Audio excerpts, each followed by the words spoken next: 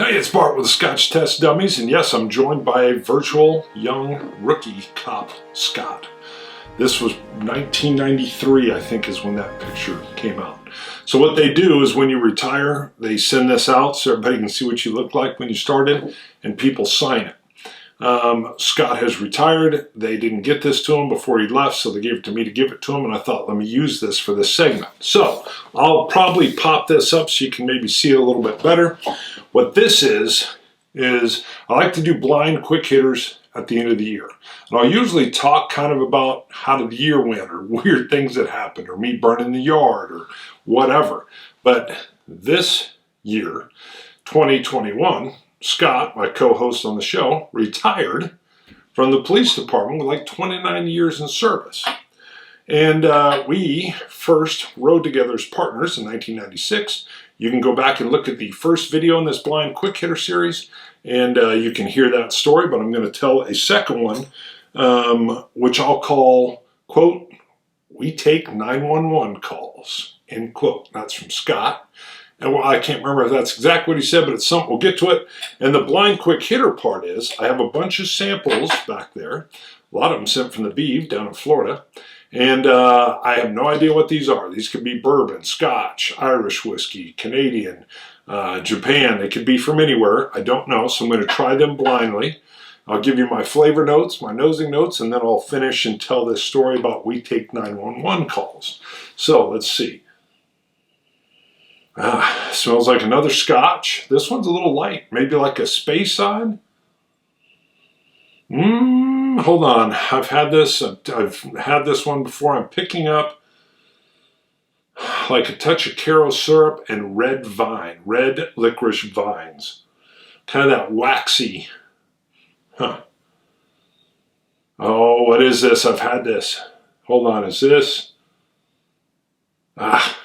Can't get it. I've had this though. I've had this.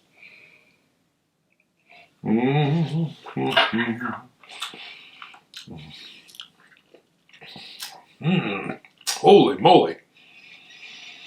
Wow, I got peat notes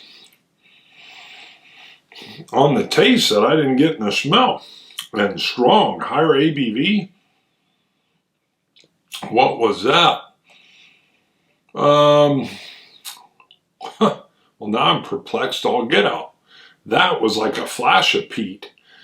Something's like hinting at me saying tomatin, but if it was, it'd be the Cabokin, but I don't remember the Cabokin having that much peat in it. Okay, I get a touch of iodine in here, but then I still get this waxy red cherry rope licorice.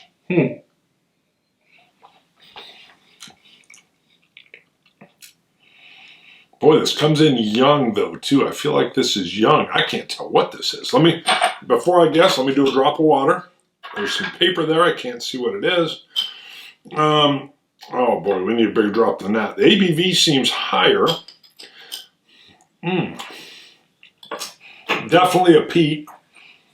Definitely a peat. All throughout the finish, it's a dry ash barnwood.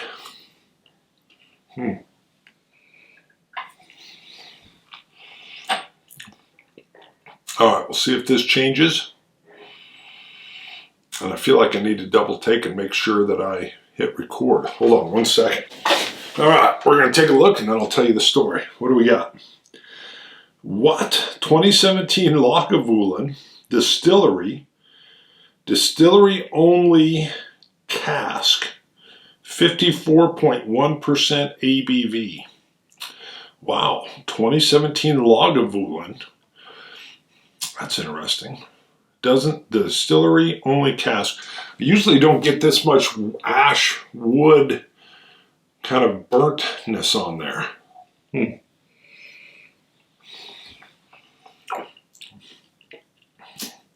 I usually get a little bit more of a tobacco. Not as much as Ardbeg. Still delicious. Not getting it on the nose, but sure picking it out on the palate. So what is we take 911 calls? So we're riding together, Scott and I, this fella. I'm actually in the driver's seat, and we are parked quite a distance away up on a hill, a little hard to see, tucked in with some parked cars street side. And we were watching a crack house, a crack selling house. We're in the streets called Chautauqua. And we were able to see it from about 2 blocks off from an elevated kind of position up this hill. So it was pretty easy to set off of. We'd had, I can't remember, I think at this point we'd had this huge shootout there where we'd showed up. Nobody was there, nobody was hit. But as you turned the corner, the sun was glinting on all these 7.62, those are like AK-47 shell casings that were in the street. I think we counted out like 92 or 96. So there was a heck of a fight there. But nobody hit, nothing left. It was bizarre. So we were giving it extra attention and keeping an eye on it. You might see a shooting go on. You might see like a drive-by or some kind of shootout or something, or more than likely you're just going to see a car show up. You'll see usually the passenger run in, the driver stays in the car ready to go, or a passenger will stay in there, and then they're back out in like 2 minutes. And when they pull off, we would do what in legal terms called a pretextual stop. So we're going to hopefully get a violation. Well, you have to get a violation on the vehicle to pull it over, so you're going to get a traffic violation, but it's actually tied into them leaving this drug house. Being there for 1 or 2 minutes, it's typical of someone running in, buying something, and leaving. So you're going to stop them under the traffic violation, but you have reasonable suspicion that there are drug-related things going on as well. So we're sitting there. A car shows up. I think the driver runs in. We're like, yeah, okay. So it's working now. We're gonna self-initiate a stop as long as we can get a violation on this car. And dispatch comes on the radio and says, hey, respond to XX address. Older woman is reporting a burglary. You need to come take a burglary report. And I'm frustrated. I'm like, that car was just getting, come on, man, come on. And it was interesting because Scott goes, he kind of looks at me from the passenger side and like, what are you doing? I go, man, we're going to get that car. They just showed up. It's like, yeah. He goes, we're 911 call takers. When that woman calls because someone broke into her house, she doesn't get a detective or a sergeant or whatever. She's going to get the officers assigned to her beat. And we're going to go take that case. All this stuff we're doing here is because we're proactive. And we are working even when the radio's not sending us on stuff. But this call, this burglary report is more important than our self-initiated activity on this drug house. Now that's interesting because I'm like, all right, so I'm driving there and I'm thinking, and I get it, and it all kind of soaks in. You know, this woman's come home and her home's been broken into. That's terrible. Older lady. And she's calling 911, and we're the ones that are going to go take that report. And hopefully, you know, I mean, I was going to say make her feel better, but probably not. But where that's our job is go make the report, see what we can figure out. This other thing we're doing, fun, action-packed, but that's secondary to what our primary job was. We were doing the other because we were self-initiative and aggressive and trying to solve other problems, and it was fun.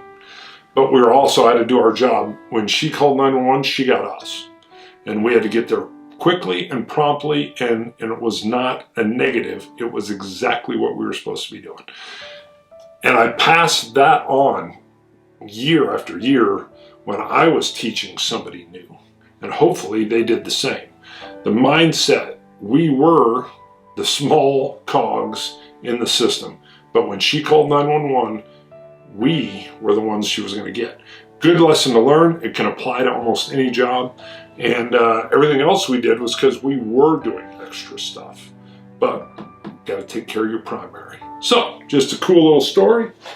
I always remember that. It was a good one and good job. And I don't know if that was him on his own or somebody taught that to him. He's got a pretty good head on his shoulders. Maybe I would have figured it out on my own after a while. Hopefully. Scotch It. You Scotch gods in the 2017 Lagavulin Distillery only cask. 54.1%. I don't know what that is. maybe that's the only name it had and you had to buy it at the distillery. See you guys.